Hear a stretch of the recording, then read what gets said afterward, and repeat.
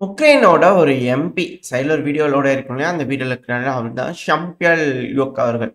இவர் தரப்புலருந்து ஒரு ஸ்டேட்மெண்ட் வந்திருக்கு. பத்திரிக்கையாளர் சந்திப்பு இந்த மீடியாக்கள்ல வந்து பார்த்தீங்கன்னா, பேட்டி குடுக்கும்போது, உக்ரைனோட சேனல் தான். அப்படி பேட்டி குடுக்கும்போது என்ன சொல்லியிருக்கிறாருன்னா, "தேவையில்லாம ஆயுதங்கள் வீட்ல அதிக அளவுல வச்சிருக்காங்க. அதெல்லாம் கொண்டு வந்து குடுக்கணும். எதுக்கு இந்த சமயத்துல ஆயுதங்கள் வந்து பார்த்தீங்கன்னா, இருக்கு அவங்க கிட்ட. இதனால அதிக அளவுல வன்முறை சம்பவங்கள் நடக்க ஆரம்பிக்குது."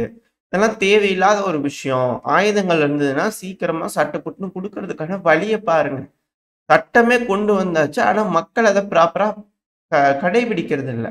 இப்பேற்பட்ட சூழ்நிலையில ஆயுதங்கள் எதுக்கு? அப்படிங்கிறது போல அவர் தரப்புல இருந்து கேட்டுருக்கிறாரு. சமீபத்தில பார்த்தோம். துப்பாக்கி இருந்தனால ஒரு அம்மா தூக்கிட்டு வந்து சுட்டதுனால எப்படி ஹஸ்பண்ட காப்பாத்துனாங்கன்னு சொல்லிட்டு. அதே போல வந்து பார்த்தீங்கன்னா, ஒரு டிசிசி எம்ப்ளாயி தலைமை பொறுப்புல இருக்கக்கூடிய டிசிசி எம்ப்ளாயி திடீர்னு பார்த்தா செத்து கிடந்திருக்கிறார். இந்த செய்தி வந்து பார்த்தீங்கன்னா, பெருமளவுல பரவ ஆரம்பிச்சிருக்குது. இதுபோல பலர் வந்து பார்த்தீங்கன்னா, ஆயுதங்கள சரண்டர் பண்ணணும் அப்படிங்கிற போல உக்ரைன்ல சொல்லிக்கிட்டு இருக்கிறாங்க. ஏதோ சம்மந்தம் இருக்குமா? அப்படிங்கிற போல கேள்விகள்ல பலரும் யோசிச்சுக்கிட்டு இருக்கிறாங்க.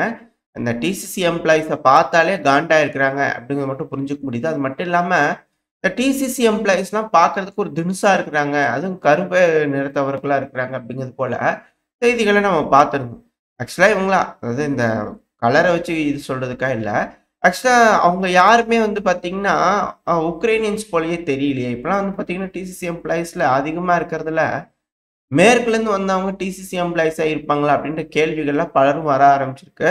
உக்ரைனியன்ஸ புடிச்சுட்டு போயிட்டு இருந்தாங்க. இப்போ வேற சில நாடுகள்ல இருந்து வரக்கூடிய நபர்கள் மெர்சனரீஸ் வந்து பார்த்தீங்கன்னா, உக்ரைனியன்ஸ புடிச்சுட்டு போறாங்களா? அப்படின்ற கேள்விகள் வருது. இது கடத்தல் போலல்ல இருக்கு அப்படிங்கிறது போல பலரும் சொல்லிட்டு இருக்கிறாங்க. ஸோ, அதனால தான் இது போல வன்முறைய கையாள ஆரம்பிச்சுட்டாங்களா மக்கள்? அப்படிங்கிற கேள்விகளும் வர ஆரம்பிச்சிருக்கு. எது எப்படியோ இவ்வளோ செய்திகள் வந்துகிட்டு இருக்கு. இதுக்கு அடுத்தடுத்து ஏதாவது அப்டேட்ஸ் வந்துச்சுன்னா, ஏன் இறந்தாரு? இல்ல எதனால ஆயுதங்கள் குடுக்க சொல்றாங்க? ஏன் டிசி எம்ப்ளாயி மக்களுக்கு பிடிக்க மாட்டேங்குது? அப்படிங்கிற உள்ள விஷயங்கள் ஏதாவது வந்துச்சுன்னா, அடுத்தடுத்த பதிவுல பார்க்க ஆரம்பிக்கலாம். இப்போ அமெரிக்காவுக்கும், உக்ரைனுக்கும் நடக்க இருக்கக்கூடிய அந்த பேச்சுவார்த்தை. இந்த பேச்சுவார்த்தை மினரல் டீல். அதாவது உக்ரைன்ல இருக்கக்கூடிய வளங்கள எப்படி எடுக்கலாம்? அதனால எப்படி உக்ரைன பயன்படுத்தி உக்ரைன ரீகன்ஸ்ட்ரக்ட் பண்ணலாம்? இதுல மெஜாரிட்டி ஆஃப் த ஷேர் யாரோடது? அப்படிங்கிற போல பேச்சுவார்த்தைகள் பெரும்பாலும் அடிபட்டுக்கிட்டு இருக்கு. இதுல உக்ரைன் வந்து பார்த்தீங்கன்னா, அமெரிக்கால இருக்கக்கூடிய ஒரு லா ஃபிர்ம் வந்து பார்த்தீங்கன்னா, ஹையர் பண்ணிக்கிறாங்களாமா. ஏன்னா, சட்டப்படி இத அணுகணும் அப்படிங்கிறதுக்காக, சட்டத்துல இருக்கக்கூடிய ஓட்டைகள்லாம் தெரிஞ்சுக்கிறதுக்காக, அமெரிக்காவ பத்தி நல்லா தெரிஞ்சுக்கணும். தப்பா ஏதோ ஒரு விஷயத்துல கையெழுத்து போட்டுறக்கூடாதுன்றதுக்காக ஹையர் பண்ணியிருக்கிறாங்களாமா. டீம் பேச்சுவார்த்தைக்காக போயிருக்கு. சோ இவங்களோட பேச்சுவார்த்தையோட முடிவுகள் என்ன வரப்போகுது அப்படிங்கிறத வெயிட் பண்ணி பார்த்தரலாம். ஆனா, இந்த ரஷ்யா, உக்ரைன் பிரச்சனைக்கு ஸ்பெஷல் என்வாய் அப்படிங்கிறவங்கள அலோகேட் பண்ணியிருப்பாங்க இல்லையா? கெய்த் கெலாக் அவர்கள் உக்ரைனுக்கு அலோகேட் பண்ணியிருக்கிறாங்க. ஸ்டீவ் விட்டாஃப் அவர்கள் ரஷ்யாவுக்கு அலோகேட் பண்ணியிருக்கிறாங்க. அமெரிக்க தரப்புலருந்து. ஏன்னா, கெய்த் கெலாக் அவர்களோட ரஷ்ய தரப்புல ஒத்துப்போல. எ ஒத்துப்போகாததுக்கான மிக முக்கியமான காரணம் இவரோட கருத்து வேறுபாடுகள் ரஷ்யாக்கு இருக்கிறது தான். ஏன்னா, இவருக்கே ஒரு கருத்து தனிப்பட்ட முறையில இருக்கு. இப்ப இவரு என்ன சொல்லியிருக்கிறாருன்னா, ஓப்பனா இந்த ஜெர்மனில பிரிச்சோம்லங்க. West Germany, East Germany. அதுபோல ஏதாவது இங்க பார்த்து பண்ணோம்னா கொஞ்சம் ஈஸியா இருக்கும். அதாவது பார்ட்டிஷன் பண்ணிரலாம்னு சொல்ல வரல நானு.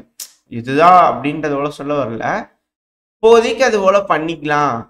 அந்த மாரி இருந்துக்கலாம் அப்படிங்கிறதோட வந்து பார்த்தீங்கன்னா, கீத் கெலாக் அவர்கள் தரப்புன்னு சொல்லியிருக்கிறாங்க. முன்னாடி என்ன நடந்தது? உக்ரைன்ல வந்து ஜெர்மனில வந்து இதுபோல பிரிச்சாங்க. பிரிச்சதுக்கு அப்புறமா சம்பவம் பண்ணி உள்ள வந்து ஏகப்பட்ட விஷயங்கள செஞ்சதுக்கு அப்புறமா, திருப்பி அந்த நாடு நாங்க ஒண்ணா தான் இருப்போம் அப்படிங்கிறது போல இதாகி வந்துச்சு.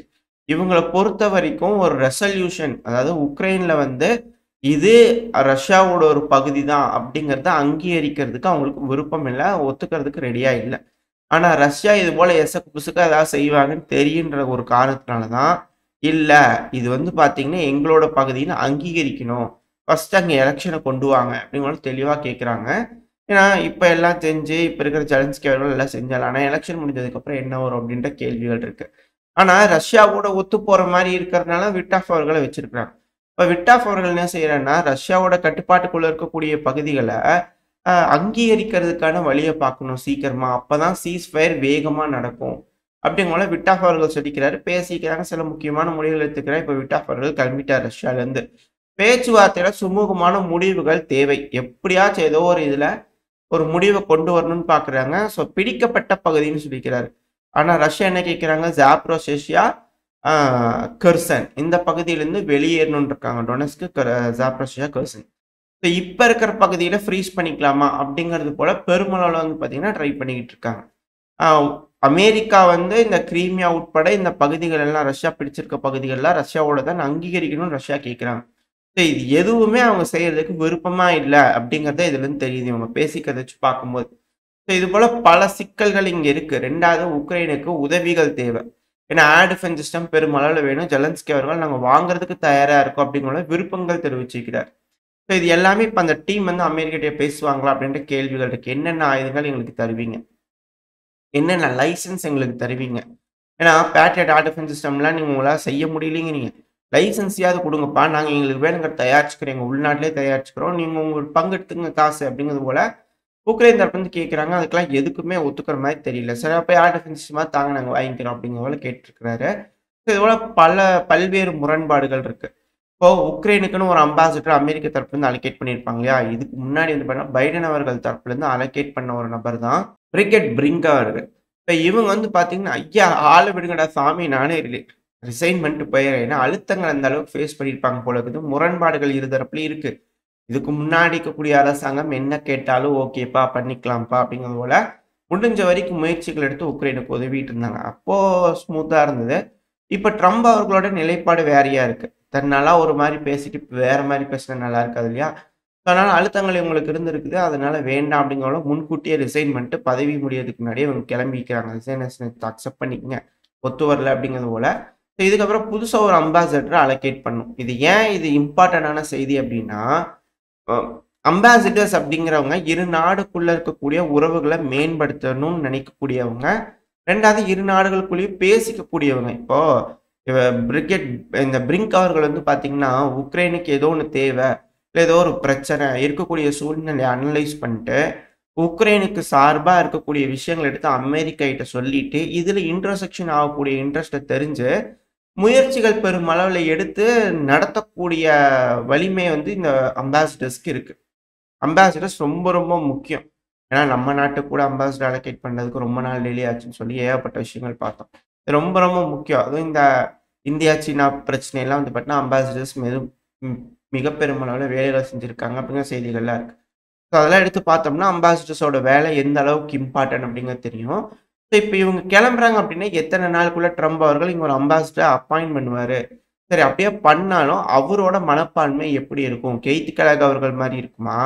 இல்ல விட்டாஃப் அவர்கள் மாரி இருக்குமா? ஏன்னா அவங்களுக்குன்னு தனியா பெர்சனலா ஒரு பாயிண்ட்ட வச்சுக்கிட்டு இத செய்யணும் அப்படிங்கிறது போல இருக்கிறாங்க. எல்லாத்தோட ஸ்டேட்மெண்ட்ஸ பார்க்கும்போது தெரியுது. டிஃபரன்ஸ் ஆஃப் ஒப்பீனியன்ஸ் இருக்கு. அது இருக்கலாம். பட் ஆனா, அதன் வழி எடுத்துட்டு போணும் அப்படின்னு நினைக்கிறது கஷ்டம். பட் அது நடக்குது அப்படின்னா, ட்ரம்ப் அவர்கள் எப்படி அப்பாயிண்ட் பண்றாரு? என்ன மாரியான முடிவுகள் ட்ரம்ப் அவர்கள் வச்சிருக்காருன்றத பார்க்கணும். 2வது இது ஒரு அழுத்தம். இங்க பாரு மினரல் டீல் இந்த தடவ நீ கையெழுத்து போடல அப்படின்னா, உனக்கு அம்பாசிடரும் கிடையாது, எதுவும் கிடையாது. அப்புறம் உனக்கு சப்போர்ட் இருக்காது பார்த்துக்க. அப்படிங்கும்போது மிரட்டல் உக்ரைனுக்கான அழுத்தமா இது அப்படின்ற கேள்விகள் வந்திருக்கு. ஏன்னா ஒரு ஒரு டைம் போறாங்க. கையெழுத்தும் போடல, ஒண்ணும் போடல. சும்மா சும்மா பேசிட்டு பேசிட்டு வந்துடுறாங்கன்னா, கஷ்டமா இல்லையா? ஸோ அந்த ஒரு காரணத்தினால இது போல அழுத்தங்கள் குடுத்தாலாச்சும், அவங்க வர்றாங்களா வழிக்கு அப்படின்னு பார்க்கலான்ற ஒரு யோசனையில ட்ரம்ப் அவர்கள் இது போல அழுத்தங்கள் அவங்களுக்கு குடுக்குறாங்க அப்படின்னு சொல்லப்பட்டு வருது. ஸோ இது இந்த ரஷ்யா, உக்ரைன் பிரச்சனையில நடக்கக்கூடிய விஷயம். அது மட்டும் இல்லாம இந்த டின்ப்ரோபெட்ரோவ்ஸ்க்ல ஏப்ரல் 10, 11 இது போல தொடர்ந்து தாக்குதல் நடந்துகிட்டு இருக்கு இல்லையா? ஸோ அப்படி தாக்குதல் நடந்ததுல டின்ப்ரோபெட்ரோவ்ஸ்கோட ஒரு ஃபேக்டரி, இண்டஸ்ட்ரியல் இன்ஃப்ராஸ்ட்ரக்சர் மேல தாக்குதல் பண்ணியிருந்தாங்க. ஸோ அப்படி தாக்குதல் பண்ணும்போது அந்த இடத்துல ஃபைபர் ஆப்டிக்ஸ் ட்ரோன் வந்து பார்த்தீங்கன்னா செஞ்சுட்டு இருந்திருக்காங்க. அதாவது இந்த கேபிள் ட்ரோன்கள்னு சொல்றோம் இல்லையா? ஸோ அந்த ட்ரோன்கள். அது பெருமளவுல தயாரிச்சுக்கிட்டு இருக்கக்கூடிய அந்த சமயத்துல அந்த இடத்துல ஒரு தாக்குதல் பண்ணிக்கிறாங்க. அது மிக பெரும் வெடி விபத்து ஏற்படுத்தியிருக்கு. கரும்புகையெல்லாம் பெருமளவுல வந்திருக்கு. எக்ஸ்ப்ளோஷன் டபுள் எக்ஸ்ப்ளோஷன் நடந்திருக்கு அப்படிங்கிறது போலலாம் செய்திகள் வருது. அதுக்கான வீடியோ பதிவுகள்லாம் அந்த தாக்குதல் நடந்து அத ரெக்கவர் பண்ணுவாங்க இல்லையா? ஸோ அந்த டைம்ல வரக்கூடிய வீடியோ பதிவுகள் எந்த அளவுக்கு சேதம் ஏற்பட்டிருக்கு அப்படிங்கிறது போல பார்க்க முடியுது.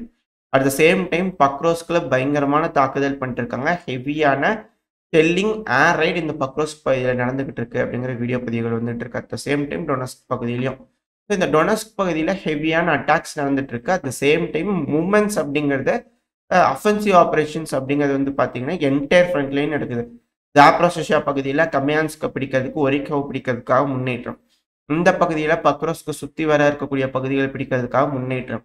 அது மட்டும் இல்லாம உக்ரைனோட மீடியாக்களே வந்து பார்த்தீங்கன்னா, மிக பெருமளவுல குற்றச்சாட்டுகள் வைக்கிறாங்க. மீடியா விக்டரிக்காகவும், நெகோசியேஷன் டேபிள்ல அவங்களுக்கு பவர் வேணுங்கிறதுக்காகவும், இந்த டின்ப்ரோ பெட்ரோவ்ஸ்க்க நோக்கி ரொம்ப வேகமா முன்னேறிட்டு இருக்கிறாங்க ரஷ்யா. ஸோ இத முன்னேறுறாங்க அப்டின்னா, அது அவங்களுக்கு ஒரு ட்ரம்ப் கார்டா யூஸ் பண்ணிக்குவாங்க நெகோசியேஷன்ல. அதாவது நாங்க ஒரு ஒப்லாஸ்ட்லருந்து வெளியேறிக்கிறோம் அப்டிங்கிறதெல்லாம் அவங்க பேசுவாங்க அப்டிங்கிறத சொல்றாங்க. இதெல்லாம் தெரிஞ்சது தானுங்க. மீடியா விக்டரி ரஷ்யா கிடைச்சிருமா இல்லையா அப்டின்ற கேள்விகள் வருது. ஏன்னா நீங்க போய் பெல்கிராட தட்டி தட்டி பார்க்குறீங்க. கர்ஸ்க் பையில உள்ள வந்து குறைஞ்சுட்டு இப்ப வெளிய வந்துக்கிறீங்க. இது எல்லாமே மீடியா விக்டரிக்காக தானே. டேபிள்ல உங்களுக்கு பவர் வேணுங்கிறதுக்காக தானே. சரி எக்ஸஸா ஒரு பவர் இருந்துட்டு போது. இன்னும் ஒரு 4 கிலோமீட்டர் தான் பேலன்ஸ் இருக்குது. எக்ஸஸா ஒரு பவர் இருந்துட்டு போது அப்படிங்கிறனால ரஷ்யா செஞ்சது தப்புங்களா அப்படிங்கிறனால சில அனலிஸ்ட் வந்து கருத்துக்கள் இருக்கு. எது எப்படியோ போல மூவ்மெண்ட்ஸ் பல இடங்களையும் நடந்திருக்கு. அடுத்தது வந்து பார்த்தீங்கன்னா, கர்கிவ் பகுதியில குப்பியான்ஸ்க்க பிடிக்கிறதுக்காக சுத்தி வர்றதுக்கு பெருமளவுல ட்ரை பண்ணிட்டு இருக்காங்க. ஸோ எல்லா இடங்கள்லயும் மிக முக்கியமான பகுதிகள நோக்கி ரஷ்யாவோட படைகள் வந்து பார்த்தீங்கன்னா முன்னேறிக்கிட்டே இருக்கிறாங்க. இத முன்னேற்றத்துல எந்த அளவுக்கு முன்னேறுறாங்க? எத அவங்க பிரதான டார்கெட்டா வச்சுக்கிறாங்க? என்ன ஏதுங்கிறத களத்துல வரக்கூடிய செய்திகள வச்சு நம்ம அடுத்தடுத்த பதிவுல பார்க்க ஆரம்பிக்கலாம்.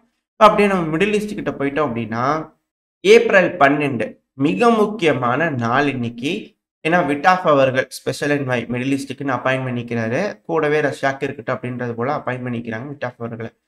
இதுல என்ன சொல்றாங்கன்னா, ஆக்சுவலா விட்டாஃப் அவர்கள்ன்றவர் வந்து பார்த்தீங்கன்னா, உக்ரைன பத்தி பேசுறத விட மத்த விஷயங்கள், இந்த மிடில் ஈஸ்ட் சார்பா பேசுறது தான் ரொம்ப அதிகமா இருக்கும் ரஷ்யாவோட அப்படிங்கிற சிலர்லாம் சொல்லிட்டு இருக்காங்க. எது எப்படியோ என்ன நடக்குதுன்றத பார்த்துடலாம். பட் ஆனா இந்த மிடில் ஈஸ்ட்ல வந்து பார்த்தீங்கன்னா, நாங்க ரெட் லைனா வச்சுக்கிறது ஈரானோட அணு ஆயுத புரோகிராம டிஸ்மேண்டில் பண்றது. நாங்க அமைதியா போறதுக்கான வழிகள் பார்க்குறோம். நாங்க அதுக்கான துறவெளி, புல்வெளி கழகமா இருக்கோம். நாங்க ஈரானோட அமைதிய தான் விரும்புறோம் அப்படிங்கிறதால இவங்க தரப்பில் திடீர்னு மனமாற்றம் தான். ட்ரம்ப் அவர்கள் வேற மாரியான வேலைகள் செய்றாரு. ஆனா, விட்டாஃப் அவர்கள் பேசக்கூடிய விஷயங்கள், சொல்லக்கூடிய விஷயங்கள் வேறையா இருக்கு. இந்த விஷயத்த வச்சு ரஷ்யா, உக்ரைன் பிரச்சனைய நம்மளால புரிஞ்சுக்க முடியும். இவங்க என்ன சொன்னாங்கன்னா, ஈரானோட அ அந்த அணு ஆயுத புரோகிராம் தான் மிக முக்கியமான குறிக்கோளா இருக்கும். ஸோ அது நடக்குதுன்ற பட்சத்தில ரொம்ப ஸ்மூத்தா இந்த பேச்சுவார்த்தைகள் போகும். அதுக்காக மத்த விஷயங்கள்லாம் பேச மாட்டோம்ன்ட்டு இல்ல, பேசுவோம். இந்த ஏப்ரல் 12 ஒமன்ல வச்சு பேசக்கூடிய விஷயம் அப்படிங்கிறது அணு ஆயுதம் சம்மந்தப்பட்டதா தான் இருக்கும் அப்படிங்கிறத சொல்லிக்கிறாங்க. இது எப்படி பேசுறாங்க? இல்ல அவங்களோட அணு ஆயுதம் முழுவதும், இந்த அணு உலை முழுவதும் எங்களோட கட்டுப்பாட்டுக்குள்ள வேணும் அப்படிங்கிறது போல அமெரிக்கா தரப்பு வந்து ஒரு ரெட் லைன வரைஞ்சு வச்சுட்டு, இதுதான் கடைசி. ஒத்துக்கிறியா? இல்லையா? அப்படிங்கிற மாரி மிரட்டுவாங்களா? என்ன ஏதுங்கிறது தெரியல. வெயிட் பண்ணி பார்ப்போம். ஏதோ ஒரு பேச்சுவார்த்தைகள் இருக்க போது. இன்னைக்கு மிக முக்கியமான முடிவுகள் எடுக்கப்படும். இந்த முடிவுகள் பிரச்சனையாகும் பட்சத்தில கண்டிப்பா மிடில் ஈஸ்ட்ல பிரச்சனையாகலாம் அப்படிங்கிறத பலரும் சொல்லிட்டு இருக்காங்க. என்ன நடக்குதுன்றத பார்த்துடலாம். இந்த சமயத்தில வந்து பார்த்தீங்கன்னா, டெல் அவீவ்ல வந்து ஹவுதிஸ் தரப்பு வந்து திரும்பவும் தாக்குதல்கள பண்ணியிருந்திருக்காங்க. அதுக்கான செய்திகள் வந்துகிட்டு இருக்கு. At the same time Israel பல இடங்கள்லயும் தாக்குதல் பண்றாங்க. காசால தினந்தோறும் ஸ்ட்ரைக் பண்ணிக்கிட்டு இருக்கிறாங்க. 20க்கும் மேற்பட்ட நபர்கள் இறந்துட்டாங்க அப்படிங்கிறது சொல்லப்பட்டு வருது. அதுவும் இந்த மார்ச் 18 பிரச்சனை நடந்தது இல்லையா? ஆரம்பிச்சது இல்லையா? இந்த சீஸ்ஃபயர் ஒப்பந்தம்லாம் ஃபெயிலியர் ஆச்சு இல்லையா? ஸோ அப்பத்திலிருந்து மட்டுமே 1500க்கும் மேற்பட்ட நபர்கள் இறந்துட்டாங்க அப்படிங்கிறது சொல்லப்பட்டு வருது. ஆ இந்த இடத்துல இப்போ வரைக்கும் வந்து பார்த்தீங்கன்னா, 50,000 பேர்கள் கிட்ட இறந்திருப்பாங்க சிவிலியன்ஸ் அப்படிங்கிறது போல தகவல்கள் வந்துகிட்டு இருக்கு. இந்த விஷயத்தையும் சேர்த்து பேசுவாங்களா? இல்ல எப்படி? இதுக்கு ஏதாச்சும் திரும்பவும் பேச்சுவார்த்தைக்காக யாருக்கு ஹமாஸ்க்கு அழுத்தங்கள் தருவாங்களா? இல்ல இஸ்ரேல் ஃபுல் ஃப்ளெட்ஜ்டா அஃபென்சிவ் ஆப்பரேஷன்ங்கிறது அஃபென்சிவ் ஆப்பரேஷன் தான் அப்படிங்கிற முடிவுகள் எடுத்துட்டு பண்ணுவாங்களா? அப்படின்ற கேள்விகள் இருக்கு.